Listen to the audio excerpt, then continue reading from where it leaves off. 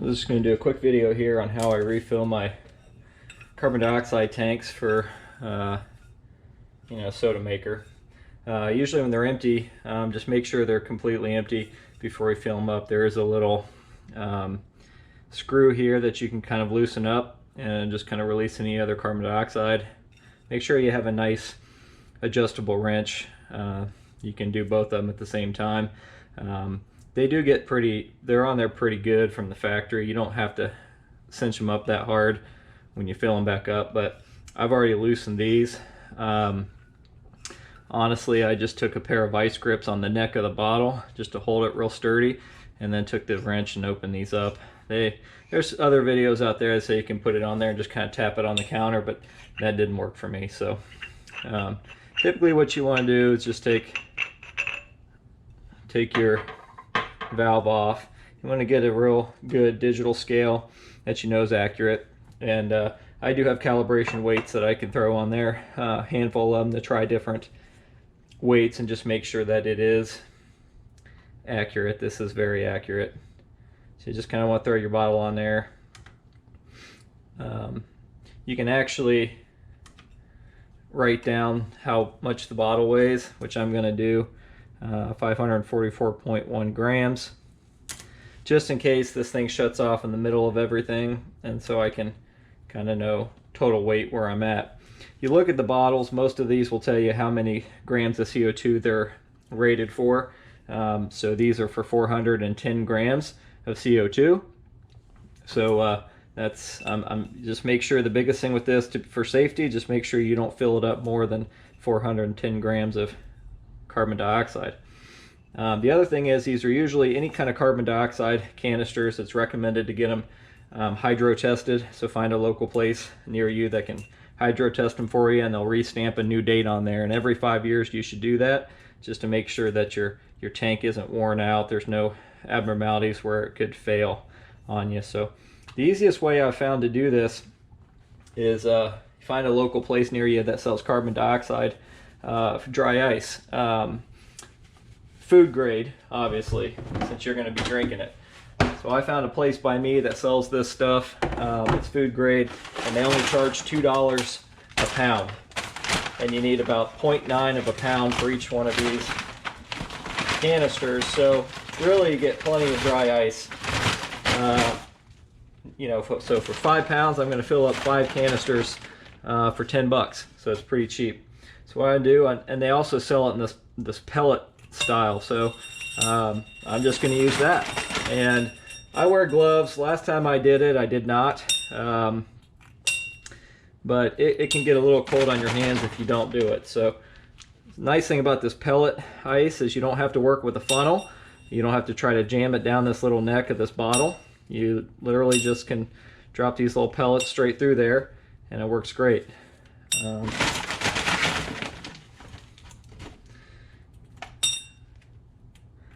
And I will,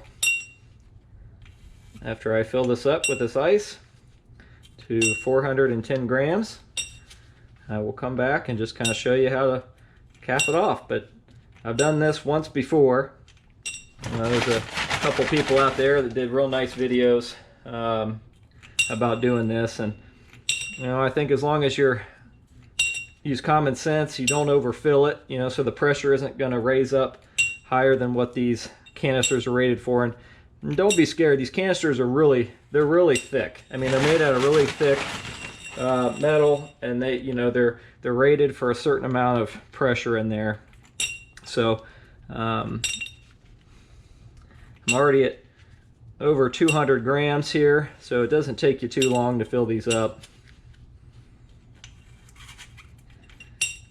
And I'll be back when it's all done.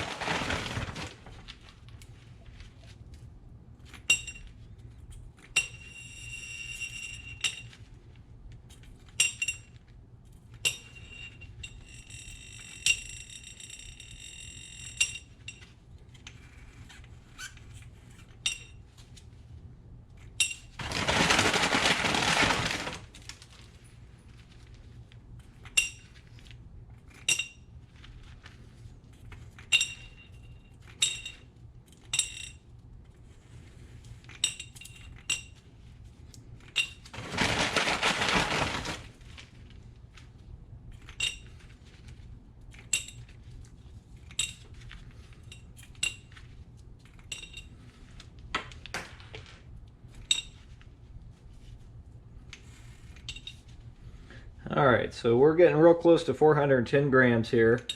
That's 409. Or 408, I guess. It's kind of quickly drops down here because it's sublimating, so some of that gas is being released. About 405 now, but I'd rather be safe and not overfill it. So you can hear the gas escaping. The other thing you want to make sure when you do this is just make sure that you've got, and when you cinch this thing up here, you just tighten it down. Good and hand tight. You don't really need to get crazy about really tightening it. You just want it pretty tight. I've already tightened these release valves again, and then that's it. It's full. Now it's going to get real frosty. I usually I put it in a bucket. So I'm going to put it in a 5-gallon bucket. I'm going to set it off to the side.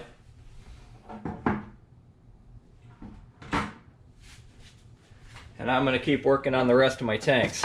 Now, one thing you want to do when you crank these open, just kind of inspect the little gasket that's in there.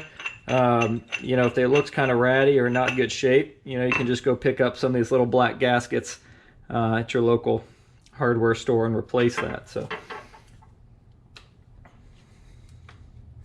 I'm going to start with this bottle. I kind of zeroed out the scale, and I'm just going to keep filling them. You know, so typically as the dry ice sublimates, it's going to turn into a gas. It's going to raise the pressure in those tanks at a point where it reaches a certain pressure and temperature as it kind of warms up at room temperature. Carbon dioxide does some weird stuff. So it actually will turn into a liquid. So your tanks will be filled with liquid carbon dioxide, just like they would be if you had them filled with, you know, at a place with a pump. The problem is a lot of places that sell carbon dioxide will not refill these soda maker bottles. And I think the problem is that the connectors are sort of proprietary. They're just not, most places don't have a special connector to refill these. So, but carbon dioxide, when it freezes, is dry ice.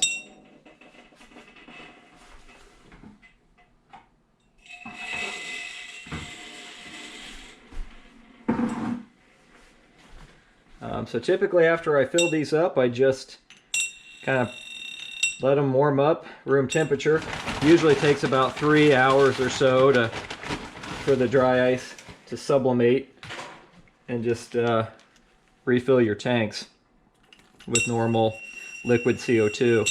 The cool thing about CO2 though, you know, when they freeze it like this, it's, especially if it's food grade, it's okay to eat, and real easy to work with, and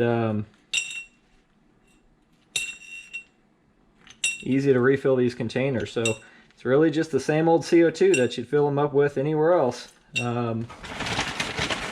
It's just frozen. So it's a nice, easy way to refill your own tanks. Worked perfectly fine the last time I did it. And you don't have to pay $30 to get a new tank or $20 to exchange them. You can just fill them up yourself for $2 a piece.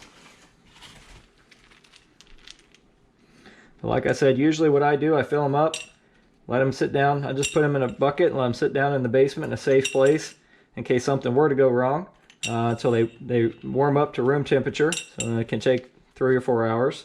But after that, the frost will all go away on the outside of your tank. Your tank will feel kind of room temperature, and they're ready to use.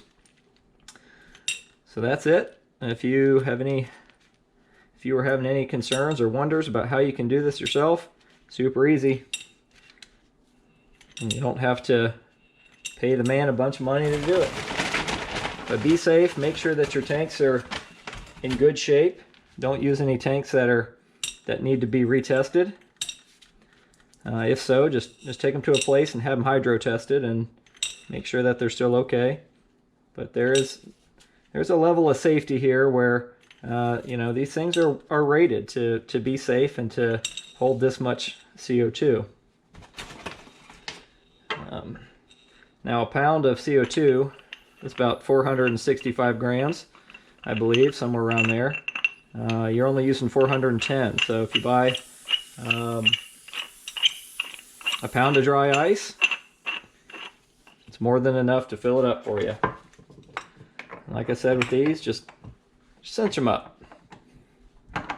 Don't have to be anything crazy. And that's it.